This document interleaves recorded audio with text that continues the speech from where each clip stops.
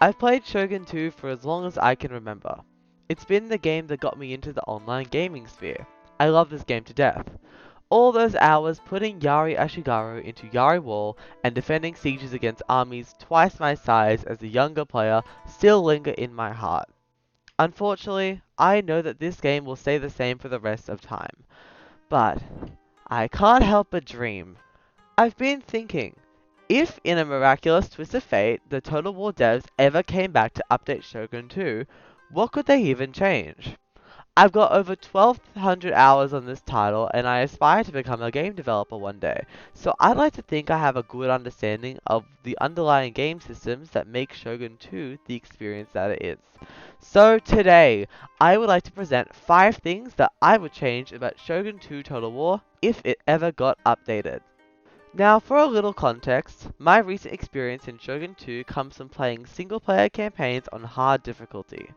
When I was younger, I tried other difficulties and multiplayer modes, but in my opinion, the harder difficulties just get too grindy for me. You may also have different opinions from me in this video. If you do, feel free to discuss them with others in the comments section. Let's begin. The first thing I want to touch on today is the temperament of AI factions. To illustrate this, let me paint you a picture. You load up a new campaign. You're playing as the Chosokabe. Everything is going great. You're taking over your island and you're making a good base of operations for yourself. 30 turns later, you're ready to jump onto the mainland, and you see out of the corner of your eye this blob of provinces, twice your size in the north, that have all been conquered. It makes you groan, though you'll know that you'll probably end up beating it anyway. Now here's a question for you. Why is it always the Takeda? There are many factors as to why the Takeda always seems to do well, but a big reason is temperaments. In Shogun 2, AI factions can have one of 4 temperaments: aggressive, defensive, peaceful, and ambitious. Aggressive factions will always try to be at war with someone, and will try to attack other factions as much as possible. Defensive AI try to focus on their economy, and won't attack you unless they've been declared on. Peaceful factions don't really do anything, and ambitious factions look for weaknesses in neighboring clans before attacking. Now, I don't think any of these temperaments are bad, per se. They all give behavior and depth to the strategy of Shogun 2. My problem with them is that they're fixed at the game's start. Every game, Takeda is always aggressive, Oda is always aggressive, Shimizu are always ambitious, the Saitomi are always defensive. If I show you the mon of an obscure clan right here on screen, the chances are that their temperament is peaceful. When is the last time you saw these guys take over Japan? Or these guys? Or these guys? I would really like to see a version of Shogun 2 where temperaments are randomized on the game start to add more replayability. It would be interesting to see a game where the Order are completely peaceful and don't attack anyone, or to see the Sakai go full ham and try to take over the center of Japan. It would create more interesting scenarios for the game, with new clans to fight and new strategies that must be developed game to game. Another idea for improving temperaments is to add in new ones. One idea I came up with is the Vengeful temperament, a clan that acts defensively, but if they get declared on, will not stop until that other clan is in the ground. Another idea could be a Diplomatic temperament, a faction that focuses on making alliances and trade deals with other factions to better themselves, and will rally more loyal allies into wars. Think something like Yuan Shao from Three Kingdoms. There are many ideas you could come up with to make more interesting AI behaviors. Another really cool idea I had is about changing AI temperaments with daimyo changes. Factions stay fixed throughout a playthrough, but they could be made dynamic if the temperaments changed when a daimyo gets slain. Imagine being able to stop a massive Ikowiki death stack by killing the daimyo in battle, and his heir makes the faction peaceful. Now, with this, you would need to make the daimyo harder to kill, because right now, I do find that most daimyo die within like the first 20 turns. But this change would open up new strategies that revolve around important assassinations or ambushes. The next topic I want to discuss is diplomacy. When you compare diplomacy in Shogun 2 to other Total War games, Three Kingdoms, Shogun 2 is significantly lacking in options. Granted, it is a step up from sending emissaries around the map in Shogun 1. One idea I had earlier synergizes well with the other diplomatic AI idea, that some factions have stronger diplomatic prowess than other clans. One faction may just accept really bad proposals because they're bad at diplomacy. Another faction might just reject every single deal that's thrown at them because, well, they're also bad at diplomacy. The diplomatic strength of factions can be another thing that the player has to gauge throughout their playthrough, adding new strategy and gameplay to the game. And another thing, if we get a diplomacy revamp, we need non-aggression packs. Non-aggression packs are a common deal found in other Total War titles that say, I won't attack you as long as you won't attack me. And we don't have it here. Having this addition feels necessary to increase the importance of diplomacy in the game. What if we could rent out food to other factions similar to Three Kingdoms? It would give more depth to the strategy of becoming the breadbasket of Japan, which is commonly known within the community as stockpiling food for long-term city growth. What if we could get other clans dependent on our food supplies for castles? Wouldn't that create conflict and diplomacy and hence add new strategy to the game? Now, I'm not sure if this next issue is specific to me, but I do feel like the maps in Total War Shogun 2 have gotten a little bit stale. Every land map is a variation of elevations with an open field of play, and the conflict mostly centers around who controls the hill and who is actually attacking. After doing this for so long, and also partly because I know how to fight hill battles, I do grow a bit tired about the AI cannot launch strategic attacks. Now, I know making better AI for battles is hard. Way too hard for a quick update, so I'm not even going to bother to discuss it here. But we could change the way maps are made in order to make battles more interesting. One idea I had was to use the capture points from the Avatar Conquest system to provide maps with more key points to fight over. More resources can make more competition, and if the AI and player fight over buildings that give aka morale or attack damage, players can have more interesting fights. Players must make meaningful decisions on what building on the battle map is most important for their army composition, and should prioritize attacking these key points first. Now, I know this isn't a foolproof solution.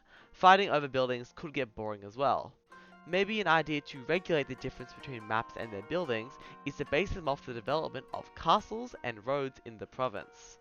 Oh, and naval battles! We all know that these could use an update and we would all cheer. We just need to nerf the fire arrows on the damn bow cobias so that the optimal strategy every game isn't just to take 10 of these ships and have them focus down one ship at a time with fire arrows.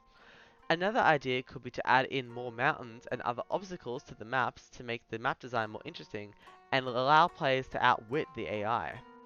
It would also probably help if the counter system in naval battles was a bit more pronounced, because I don't know which ships you build to counter what at all, and I can't tell.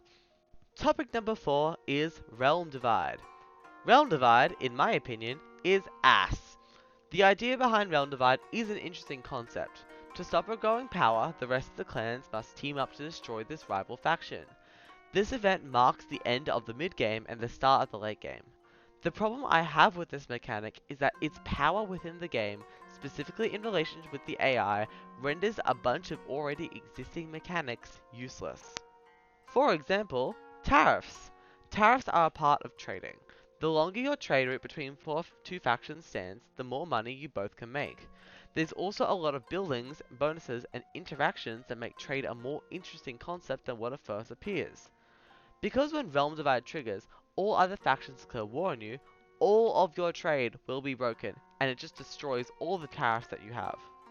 Now, we all know that diplomacy gets thrown out the window, but let's talk about vassals. Vassals contribute towards the trigger of Realm Divide, but then vassals are also told to hate you by Realm Divide when it triggers. What's the point of making a vassal if I know that they're going to inevitably betray me like 5 turns later? As a result, Realm Divide as a mechanic completely destroys the vassal mechanic. Another problem actually arises from the prevalence of this mechanic too. The common strategy that exists is to stop attacking when you're really close to Realm Divide in order to build up your key provinces and economy. Now, this strategy isn't inherently bad, but it renders a significant part of the campaign where the player tries to avoid all interaction with the opponents and just wait for a more minor clan to die out. Less clans means an easier Realm Divide for the player. Obviously, this is quite boring. So then, what would I suggest? I would add in a check to only make the major clans at that point in the game declare war on you. Maybe only factions with 6 or more provinces, or factions rated strong or above in strength. This way, not every tiny minor faction with one province is going to start raiding you with boats and dropping random armies on you. I would also make vassals a lot more loyal, especially if they have less power than you. This would incentivize vassals again and encourage tariffs between you and your vassal. Finally, though I don't really know if I would want this, but what if AI opponents could trigger the realm divide themselves? It would put the player in a completely new situation and add new content. I'm just spitballing here. For my final idea, I want to explore the concept of more unique clan bonuses.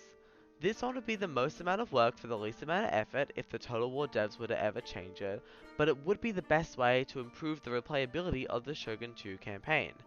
I'm talking about giving minor clans bonuses to their gameplay to incentivize playstyles for the AI and to provide life for the game.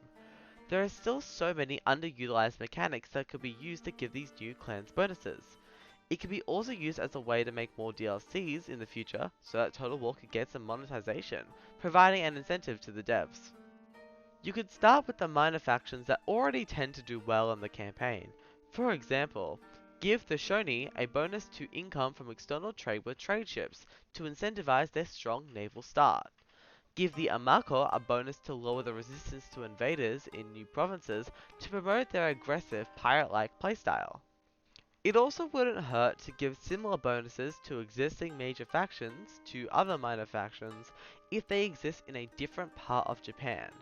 For example, give the Sakate a bonus to their archer production to incentivize playing around the Fletchers in Hitachi, even though this does encroach on the Chosokabe's territory of uniqueness. Give the Sogo a bonus to building construction and castle construction costs to incentivize using their quarry, even though this is a similar concept to the Hojo. You could also give some bonuses to factions like the Asai or Saito that are more historically accurate focused to give some more accuracy to the game. I would also like to insert here that there are mods that currently exist that give bonuses to minor factions that you can find on the Steam Workshop. For example, in this mod here, 46 Clans Playable mod by Akashiro, you can play as minor factions and each one does have a bonus. For example, the Sagara here have a 20% bonus to diplomatic relations and an improved Katana cavalry unit. These bonuses incentivize the peaceful and diplomatic nature the Sagara possess in the base game, and highlight the horse breeders in Higo as something to play around for their early game. Now, I have many more ideas I could waffle on about for hours, but I do actually want to publish this video. Shogun 2 is my comfort game, and so I have all these ideas about how developers could make it better. Unfortunately for me, Shogun 2 released in 2011, so the chances of being updated are near impossible. But I still want to know what you think. Leave comments in the description if you liked my ideas, if you disagree with my concepts, or you have ideas of your own that could breathe new life into the game. For now though, we can remember these ideas and enjoy playing what we have. Thank you all for watching. Please subscribe if you like my content and like the video if you want to see more Shogun 2 content. See you guys later.